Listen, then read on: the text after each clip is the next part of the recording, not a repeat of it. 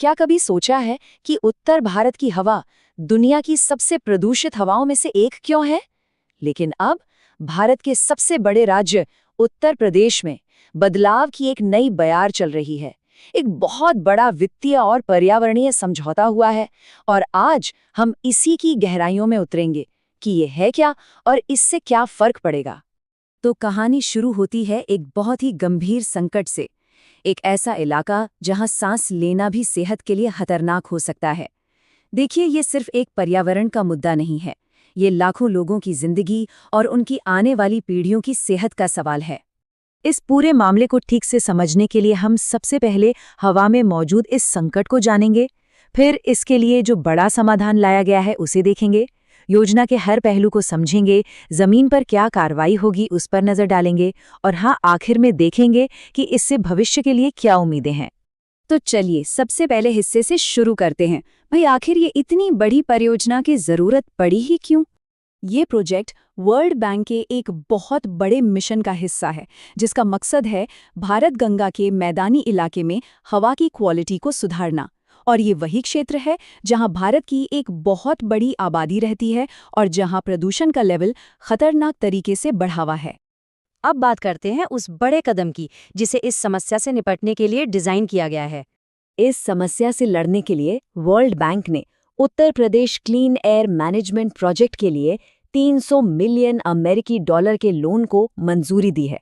अगर इसे भारतीय रुपयों में देखें तो ये रकम बनती है लगभग 2,500 करोड़ रुपए। ये वाकई में एक बहुत बड़ी रकम है। अब जाहिर है, इतना बड़ा काम कोई अकेला तो कर नहीं सकता, तो इसमें 3 बड़े पक्ष शामिल हैं: वर्ल्ड बैंक, भारत सरकार और उत्तर प्रदेश सरकार। ये जो साझा कोशिश है, ये दिखाती है कि इस मुद्दे को कितनी गंभीरता से लिया जा रहा है। अब जरा इस लोन की शर्तों को भी आसान भाषा में समझ लेते हैं। ये लोन है तो कुल 10 साल के लिए, लेकिन इसमें एक खास बात है, शुरुआती 2 साल का ग्रेस पीरियड। इसका मतलब क्या है? मतलब ये कि प्रोजेक्ट को जमीन पर उतारने के लिए पहले 2 साल तक कोई भी पेमेंट नहीं करनी होगी। तो सवाल ये उठता है कि इतना सारा पैसा ये खर्च कहाँ होगा, कैसे होगा?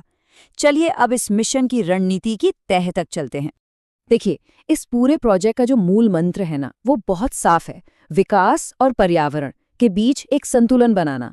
मतलब ऐसा नहीं कि तरक्की रोक दी जाए, बल्कि तरक्की इस तरह से हो कि हमारी हवा भी साफ रहे। और इस संतुलन को साधने के लिए सरकार ने प्रदूषण के 3 सबसे बड़े स्रोतों पर फोकस करने का फैसला किया है। वो हैं ट्रांसपोर्ट, एग्रीकल्चर और इंडस्ट्री, क्योंकि इन्हीं क्षेत्रों में बदलाव करके सबसे बड़ा असर डाला जा सकता है। तो हर सेक्टर में ठीक ठीक क्या होगा, चलिए थोड़ा और समझते हैं। ट्रांसपोर्ट में इलेक्ट्रिक गाड़ियों, खासकर बसों और 3 व्हीलर्स पर जोर होगा। खेती में फसल जलाने और खाद से होने वाले प्रदूषण को कंट्रोल किया जाएगा और उद्योगों को अपनी चिमनियों से निकलने वाले धुएं को काबू करने के लिए नई साफ टेक्नोलॉजी में निवेश करने के लिए प्रोत्साहित किया जाएगा। रणनीति तो कागज पर बहुत अच्छी लगती है ना? लेकिन असल में जमीन पर क्या होगा, इसका असर दिखेगा कैसे? अब उन ठोस कदमों की बात करते हैं जो असल में उठाए जाएंगे। देखिए, किसी भी समस्या को सुलझाने के लिए सबसे पहले उसे मापना जरूरी है। इसीलिए पूरे राज्य में 200 नए एयर क्वालिटी मॉनिटर लगाए जाएंगे। इससे एकदम सही डेटा मिलेगा कि किस इलाके में प्रदूषण कितना है और कहाँ सबसे पहले एक्शन लेने की जरूरत है। ये एक बहुत बड़ा कदम है जिसका सीधा असर घरों के अंदर की सेहत पर पड़ेगा। लगभग 39 लाख परिवारों को साफ ईंधन मिलेगा, जिससे घर के अंदर धुएं से होने वाले प्रदूषण में भारी कमी आएगी। और इसका सबसे ज्यादा फायदा महिलाओं और बच्चों को होगा। ईंट भट्टे ये वायु प्रदूषण के सबसे बड़े स्रोतों में से एक माने जाते हैं। इस मिशन के तहत 700 से ज्यादा भट्टों को नई और साफ तकनीक से अपग्रेड किया जाएगा।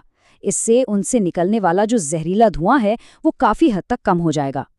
हाँ, सरकार अकेले सब कुछ नहीं कर सकती, ये तो सच है।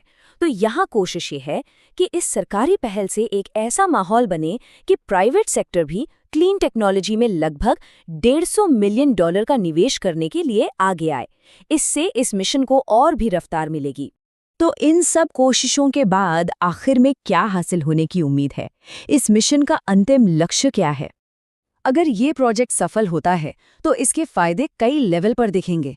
हवा तो साफ होगी ही, लोगों की सेहत बेहतर होगी, क्लीन एनर्जी सेक्टर में नए रोजगार बनेंगे। और क्योंकि हवा किसी सरहद को नहीं मानती, इसका पॉजिटिव असर उत्तर प्रदेश के पड़ोसी राज्यों पर भी पड़ेगा। तो इससे ये साफ हो जाता है कि ये सिर्फ एक पर्यावरण का कार्यक्रम नहीं है, बल्कि एक इंटीग्रेटेड पहल है। इसका दोहरा मकसद है हवा को साफ करना और साथ ही युवाओं और महिलाओं के लिए रोजगार के मौके पैदा करके उन्हें सामाजिक और आर्थिक तौर पर मजबूत बनाना। तो आखिर में सबसे बड़ा सवाल यही है, ये मिशन बहुत महत्वाकांक्षी है और ये हमें ये सोचने पर मजबूर करता है कि क्या इस तरह का एक बड़ा वित्तीय कदम वाकई जमीनी स्तर पर एक स्थायी बदलाव ला सकता है। इस पर सोचना तो बनता है।